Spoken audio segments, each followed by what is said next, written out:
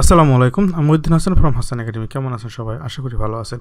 আজকের এই লেকচারে আমরা ট্রান্সপোজ নিয়ে আলোচনা করব। গত ক্লাসে আমরা পাওয়ার কোয়েরিতে কীভাবে ট্রান্সপোজ করা যায় সেটা দেখেছিলাম, বাট এক্সেলও আমরা কীভাবে ট্রান্সপোজ করতে পারি। যেমন আমাদের এখানে নেম, তারপরে হচ্ছে প্রোডাক্ট নেম, তারপর প্রোডাক্টের সেলস এবং প্রোডাক্ট বি, প্রোডাক্ট সি, এই যেগুলো আছে এগুলো যেমন কলামে আছে, এগুলো কীভাবে আমরা এইভাবে নিয়ে আসতে পারি। অর্থাৎ এই প্রত্যেকটা রুতে আছে, অর্থাৎ সি কলাম, ডি কলাম, 3 নম্বর রুতে যে C D E F column আছে, এগুলোকে আমাকে অটোমেটিক এভাবে আমাদের এখানে চলে আসে এবং আমাদের এই ডাটাগুলো যেন আমাদের এভাবে ট্রান্সপোজ হয়ে যায় অটোমেটিক, সেইটা আমরা দেখব 3টা ওয়েতে, নর্মাল ওয়ে, ফর্মুলা ওয়ে এবং আরও একটা ওয়েতে আমরা দেখব, যেটা হচ্ছিল টিক্স একটা ওয়েতে। তাহলে যারা এখন হাসান একাডেমি সাবস্ক্রাইব করে তারা অবশ্যই সাবস্ক্রাইব করবেন এবং বেল আইকনে ক্লিক করে রাখবেন। বেল আইকনে ক্লিক করে রাখার অর্থ হচ্ছে আমি যখন নতুন একটা ভিডিও আপলোড করব সাথে সাথে নোটিফিকেশন চলে যাবে। কথা না বলে চলে যাচ্ছে আমাদের মূল আলোচনা।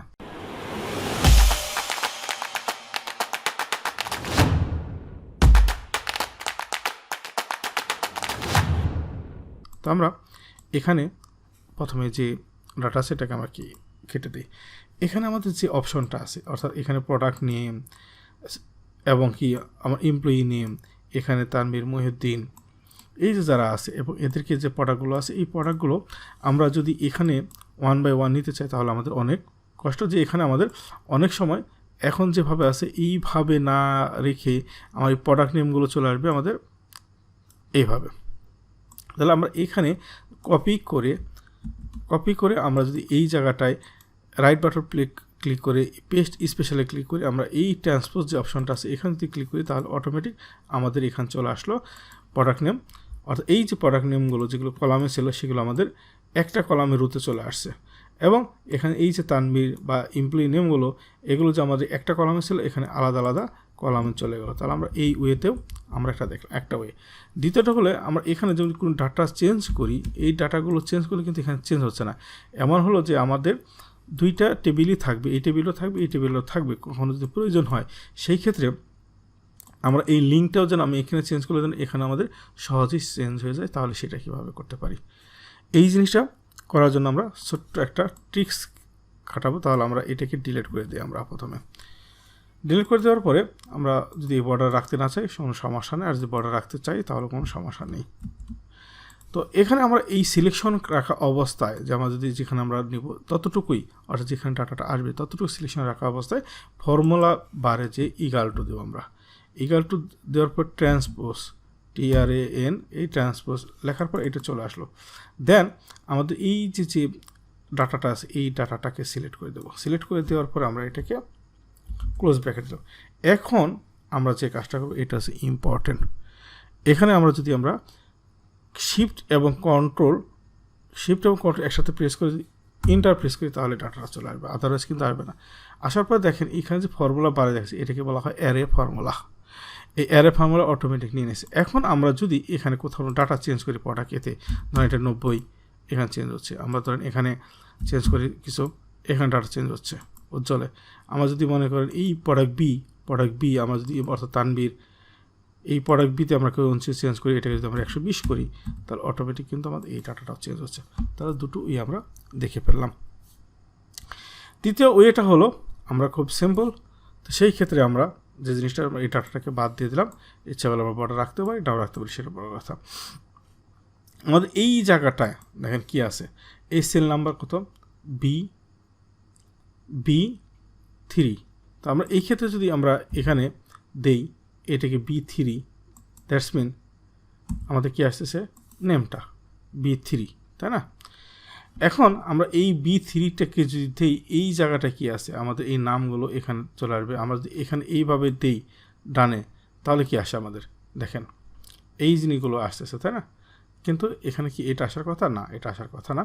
এটা আমাদের কি আসবে, এই নেমগুলো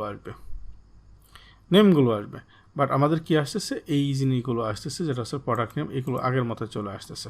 এই ক্ষেত্রে আমরা একটা ট্রিক্স খাটাতে পারি। যেমন এখানে আমাদের যেহেতু আমরা বলতেছিলাম এখান থেকে এদিকে আসতেছে, বাট আমরা এখানে যদি B3 অর্থাৎ এই যে B3 আমরা যদি এই জায়গায় দিই B3 দিই এবং এর আগে আমি ধরেন আমার নামটা দিলাম হাসান একটা নাম দিলাম আমরা, বা আমরা যদি এর নাম দেওয়ার আগে আমরা যে জিনিসটা আমরা দেখতে যাচ্ছি এখানে ধরেন B3 দিলে কী হয়, তাহলে তো এভাবে যদি এখন দিই আমরা তাহলে কি আসছে যে B3 B4 B5 B6 এরকম আসতেছে না, এবং এখানে আমার এই B11 পর্যন্ত। তাহলে আমরা এখানে একটু টিক্স কাটানোর জন্য ধরেন একটা নাম দিলাম, এটা জাস্ট নাম দেওয়ার জন্য, আপনি দিতে পারেন নাও দিতে পারেন।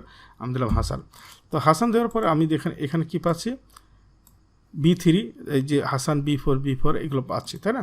আমরা এই জায়গাটায় ধরেন এটাকে একটু এদিকে টানি, এই জায়গাটায় আমরা তাহলে এই সির ক্ষেত্রে আমরা এখানে C3 দিই, আমরা এখানে C3 সেম কাজটাই আমরা ওখানে C3 দিই আমরা, এবং এই জায়গায় আমরা সির জায়গায় কি আছে D3, আমরা D3 দিচ্ছি।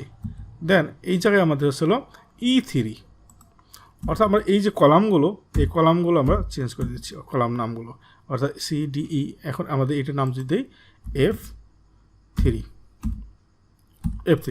এখন আমরা যদি এটাকে টেনে দিই এইদিকে, প্রত্যেকটা দেখেন এখানে 11 পর্যন্ত চলে আসছে, অর্থাৎ এই জায়গাটায় C3 C4 C5 C6 C7 C8 C9 এগুলো কিন্তু চলে আসছে, এবং এখানে হাসান F4 এগুলো চলে আসছে, এগুলো।